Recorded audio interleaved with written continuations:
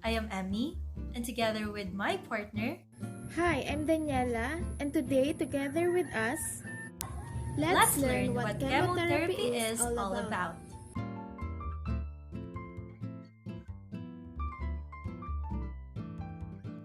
Before we proceed on elaborating the topic, let me present to you first the subtopic under this, which we will be learning all together, starting with first, the definition of terms such as the chemotherapy and infectious disease.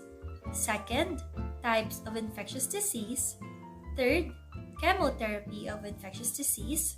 Fourth, significance of learning the pathogenesis of the disease. And fifth, how does chemotherapy work to fight disease?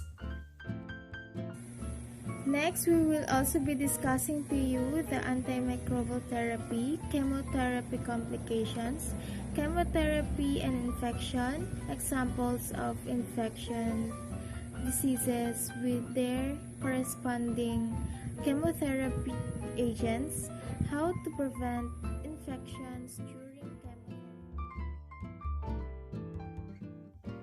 So now, let us go back to the basics. I will explain first what chemotherapy is all about. Are you guys ready? If yes, relax and have fun kasi papunta na tayo sa exciting part.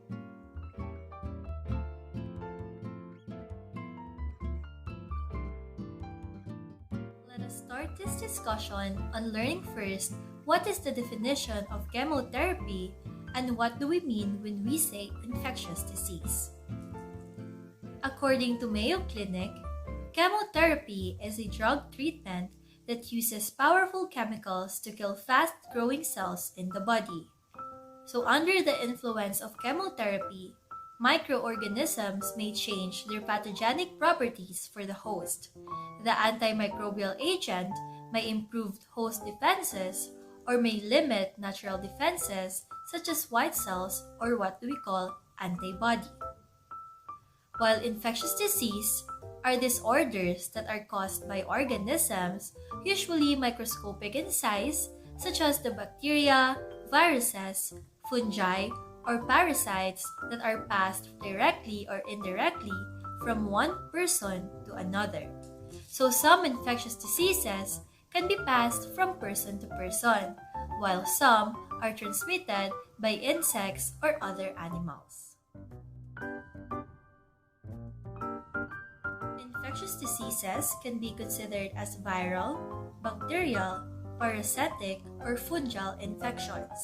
There is also a rare group of infectious diseases known as transmissible spongiform encephalopathies. Now, let's discuss them one by one. First type of infectious disease is the viral infection. Viruses are a piece of information, DNA or RNA, inside of a protective shell known as capsid. Viruses are much smaller than our cells and have no way to reproduce on their own. They get inside our cells and use the cell's machinery to make copies of themselves. So in general, viral infections are any illness we can get from the virus. Second type of infectious disease is the bacterial infections. Bacteria are single-celled organisms with their instructions written on a small piece of DNA. Bacteria are all around us, including inside of our body and on our skin. Many bacteria are harmless or even helpful, but certain bacteria release toxins that can make us sick. So in general, bacterial infections are any illness or condition caused by bacterial growth or poisons known as toxins. Third is the fungal infection. Like bacteria, there are many different fungi. They live on and in the body. When your fungi get overgrown or when harmful fungi get into the skin through our mouth, our nose, or a cut in the skin, we can get sick.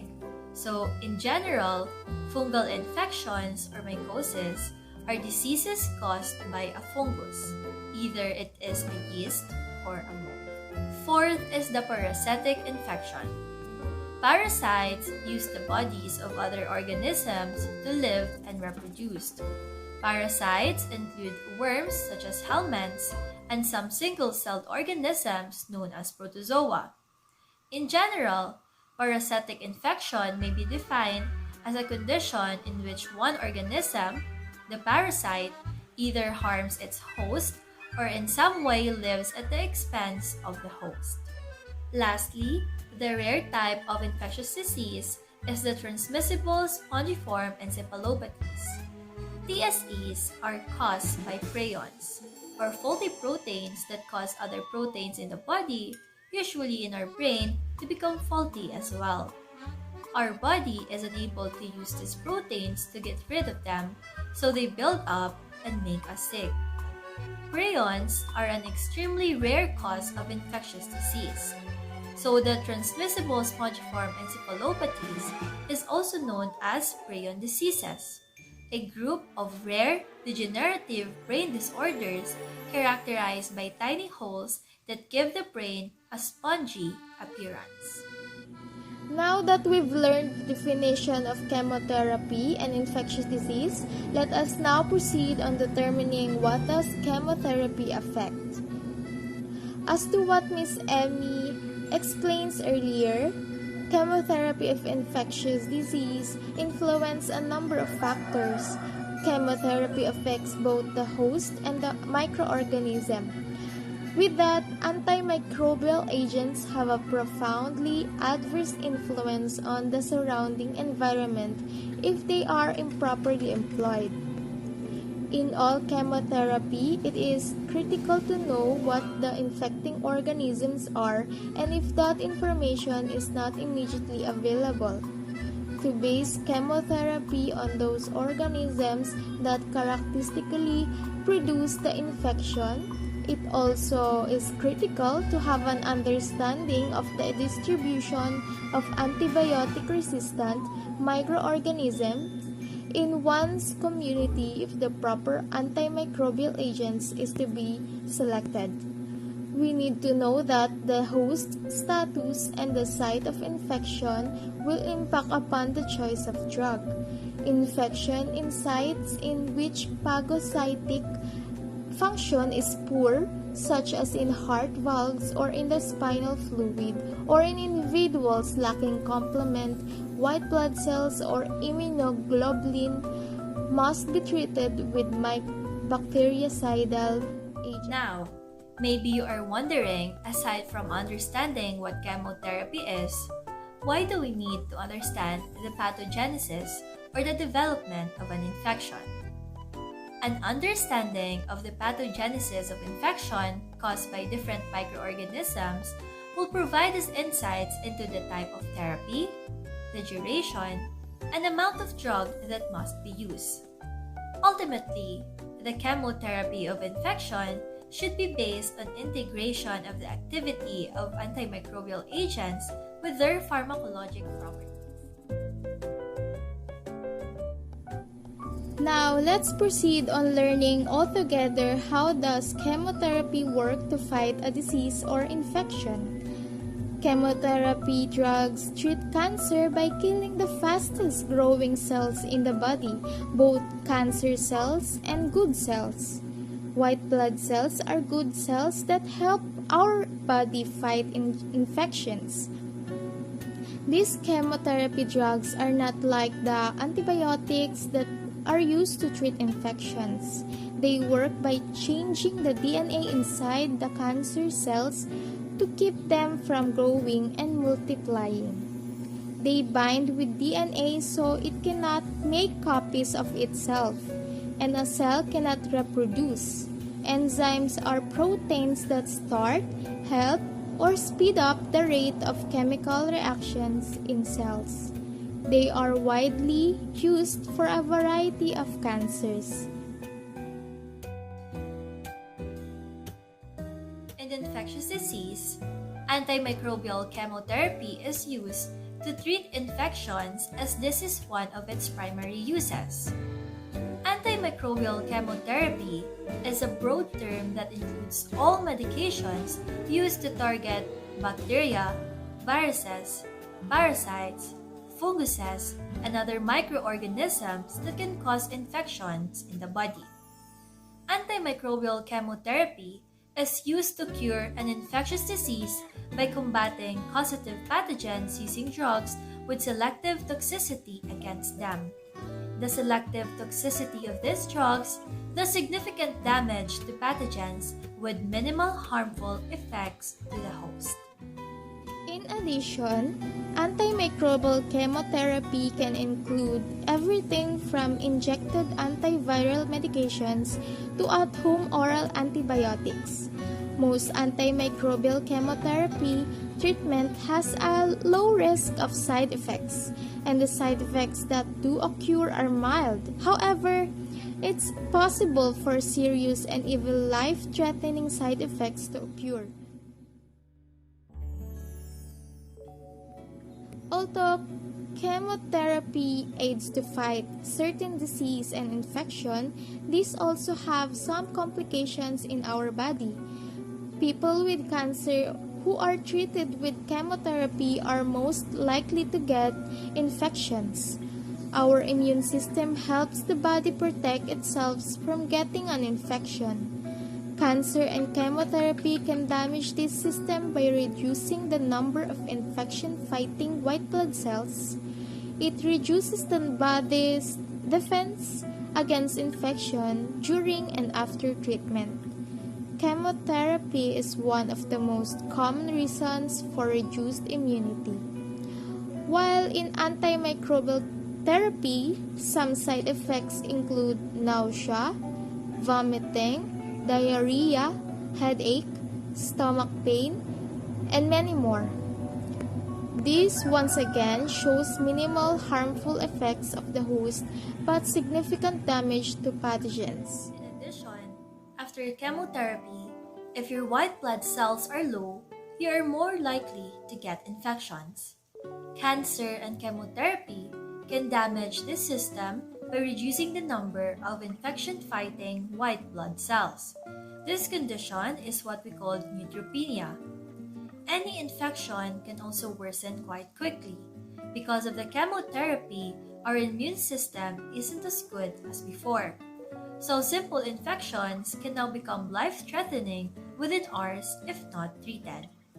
An infection can lead to sepsis, which is the body's extreme response to an infection, and it is also a life-threatening medical emergency. Not all chemotherapy drugs affects our bone marrow and increase the risk of infection, but many do.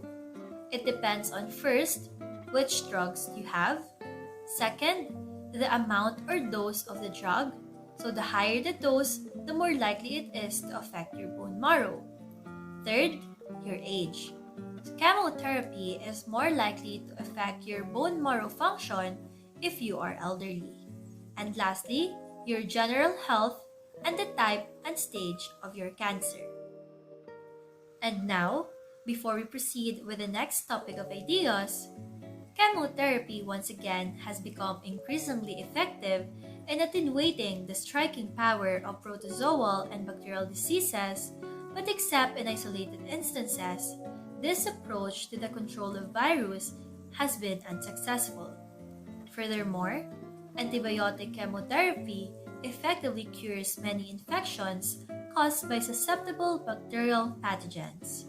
However, in some cases, even extended treatment duration does not completely eradicate the pathogenic bacteria from host tissues. Before I tell the disease examples, I have here additional information about infectious diseases. Infectious diseases are diseases caused by living organisms like viruses and bacteria, described as contagious. They can be passed from person to person through body secretions, insects, or other means. Examples of infectious diseases are tuberculosis or TB, hepatitis B, and severe acute respiratory syndrome or SARS. So let's proceed to the hepatitis B. Hepatitis B. Despite the remarkable advancement in the treatment of chronic hepatitis B over the past decade, proper strategies for the prevention and management of HPV reactivation remain elusive. Moreover, the infectious agent for hepatitis B is the hepatitis B virus or HBV, a double-stranded DNA virus. Hepatitis B is a liver infection caused by the hepatitis B virus. Some people with Hepa B are sick for only a few weeks, known as acute infection, but for others, the disease progresses to a serious, lifelong illness known as chronic hepatitis B. On the other hand, useful chemotherapeutic agents for hepatitis B are the following. First, entecavir. Second, tenofovir. And third, lamivudine. Entecavir is sold under the brand name Baraclude. It is an antiviral medication used in the treatment of hepatitis B virus infection. In those both with HIV or AIDS and HBV antiretroviral medication, it should also be used. Entecavir is taken by mouth as a tablet or solution, while tenofovir disoproxil is sold under the trade name Varied, among others. It is a medication used to treat chronic hepatitis B and to prevent and treat HIV or AIDS. It is generally recommended for use with other antiretrovirals. Lamivudine, commonly called 3-TC, is an antiretroviral medication used to prevent and treat HIV or AIDS. It is also used to treat chronic hepatitis B when other options are not possible. Effects of chemotherapy to the body. HPV reactivation induced by immunosuppressive agents or cytotoxic chemotherapy is a well-recognized complication in cancer patients with pre-existing HPV infection. HBV reactivation could lead to a variety of clinical manifestations ranging from asymptomatic hepatitis to fatal liver damage. Next example of disease is tuberculosis or TB. Tuberculosis or TB, the key to successful elimination of tuberculosis is treatment of cases with optimum chemotherapy. Poor chemotherapy over time has led to drug-resistant disease. Drug-resistant of Mycobacterium tuberculosis develops by the selective growth of resistant mutants. Infectious agent of tuberculosis. Tuberculosis or TB is caused by a bacterium called Mycobacterium tuberculosis. Tuberculosis is a disease caused by germs that are spread from person to person through the air. TB usually affects the lungs, but it can also affect other parts of the body, such as the brain, the kidneys, or the spine. The useful chemotherapeutic agents for tuberculosis are rifampicin and isoniazid. Rifampicin, also known as rifampin, is an anti-mycin antibiotic used to treat several types of bacterial infections including tuberculosis, Mycobacterium avium complex, leprosy, and Legionnaire's disease. While isoniazid is also known as isonicothenic acid hydrozide, it is an antibiotic that is used for the treatment of tuberculosis. For active tuberculosis, it is often used together with rifampicin, pyrazinamide, and either streptomycin or ethambutol. For latent tuberculosis, it is often used by itself. And now, the effects of chemotherapy to the body. The role of individual drugs in first-line chemotherapy of TB is unique. Isoniazid is responsible for the initial kill of about 95% organisms during the first 2 days of the treatment. Its bactericidal role is then replaced by rifampicin and pyrazinamide during the intensive phase. The third type of infectious disease that we have right here is the severe acute respiratory syndrome, also known as SARS. So for the infectious agent of SARS, SARS is caused by a type of coronavirus which can cause mild to moderate upper respiratory illness such as the common cold. And this virus is known as SARS-CoV. And what is severe acute respiratory syndrome? SARS is a viral respiratory disease that is caused by a SARS-associated coronavirus, as stated earlier. It was first identified at the end of February 2003 during an outbreak that emerged in China and spread to 4 other countries. One useful chemotherapeutic agent to treat severe acute respiratory syndrome or SARS is the chloroquine. So chloroquine has strong antiviral effects on SARS-CoV infection of primate cells. These inhibitory effects are observed when the cells are treated with the drug either before or after exposure to the virus, suggesting both prophylactic and therapeutic advantage. In addition to the well-known function of chloroquine, such as elevations of inducible pH, the drug appears to interfere with terminal glycosylation of the cellular receptor and the angiotensin-converting enzyme 2. This may negatively influence the virus receptor binding and abrogate the infection, with further ramifications by the elevation of vesicular pH, resulting in the inhibition of infection and spread of SARS-CoV at clinically admissible concentrations. In addition, chloroquine is effective in preventing the spread of SARS-CoV in cell culture. Favorable inhibition of virus was observed when the cells were either treated with chloroquine prior to or after SARS-CoV infection.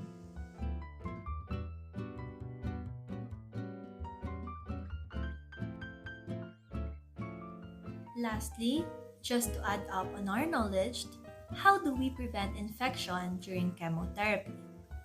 People with cancer who are treated with chemotherapy are more likely to get infections because of their weakened immune system. On the screen, you may see some of the ways to prevent cold, flu, and infections during chemotherapy. So first is to have a good hygiene, as simple as hand washing. In hand washing, we are already making a prevention since this is the most effective way to reduce infection. Second, we need to consume sufficient vitamins and minerals from diet. They help us shore up bones, heal wounds, and bolster our immune system. They also convert food into energy and repair cellular damage. Third is to get plenty of rest. Resting will help the body cast off these unwanted byproducts, but without adequate rest, the body will suffer. So rest is vital to recovery. Fourth is to have or get a flu shot. Flu vaccination is especially important for people with cancer or a history of cancer because they are at higher risk of developing serious flu complications. Fifth, implement food safety practices. So choosing and preparing safe foods can help protect us from foodborne illnesses. A diet rich in fruit, vegetables, grains, beans, lean meat, fish, and low-fat dairy are important to consume to help maintain our strength and our immune system. And lastly, we need to monitor our oral health. Chemotherapy drugs can cause sores in the mouth and throat, as well as dryness, irritation, or bleeding. So mouth sores can become infected, so we really need to practice good oral hygiene. That is the end of our presentation. We hope that you learned a lot, and what you've learned, you may also share it with other people. We hope that our presentation satisfies you with the basic idea you need to know about the chemotherapy of infectious disease. With that, once again, my name is Kristine Emee Ledesma. And I'm Daniella Gracy Launio. We are from the College of St. John Rojas, Level 2 Nursing student. Thank you so much, and we hope to see you next time. Bye!